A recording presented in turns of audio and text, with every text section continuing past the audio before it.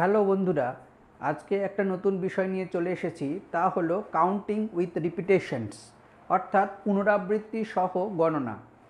দেখো, পারমুটেশনের ক্ষেত্রে এবং কম্বিনেশনের ক্ষেত্রে সেটা কিভাবে হয়ে থাকে। ধরো, পারমুটেশন বা বিন্যাসের ক্ষেত্রে চয়েস আছে 8টা আর পজিশন আছে n, তাহলে টোটাল কতগুলো হবে? 8^n। যেমন ধরো 1 2 3 তিনটে সংখ্যা রয়েছে, তাকে দুটো পজিশানে কতভাবে লেখা যেতে পারে? উইথ রিপিটেশন, মানে পুনরাবৃত্তি সেখানে অ্যালাউড।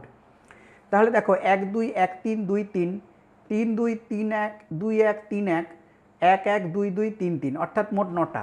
দেখো এখানে 3 স্কোয়ার করলে হয়ে যাচ্ছে 9, অর্থাৎ এই ফর্মুলা ইউজ করে হয়ে যাচ্ছে। আমরা যখন এটিএমে পিন ব্যবহার করি তখন সেখানে 0 থেকে 9 পর্যন্ত 10টা ডিজিট থাকে এবং 4টে পজিশান থাকে। তাহলে 10^4 অর্থাৎ 10,000 রকমভাবে আমরা পিন দিতে পারি। এবার দেখো, যদি কম্বিনেশনের ক্ষেত্রে সেখানে ক্রমটা বা অর্ডারটা বিবেচ্য নয়, সেখানে চয়েস যদি 8 থাকে আর পজিশন যদি n থাকে, তাহলে total n plus R minus 1, সেটা factorial by n factorial into R minus 1 factorial, এই সংখ্যক হয়ে থাকে। যেমন ধরো 1 2 3 তিনটে সংখ্যা, দুটো পজিশন আছে, 1 2 2 3 3 1, 1 1 2 2 3 3, এইভাবে লেখা যেতে পারে, অর্থাৎ মোট 6টা।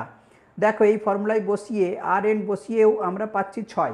সুতরাং বুঝতে পারলে যে কিভাবে আমরা উইথ রিপিটেশন কাউন্টিং করি।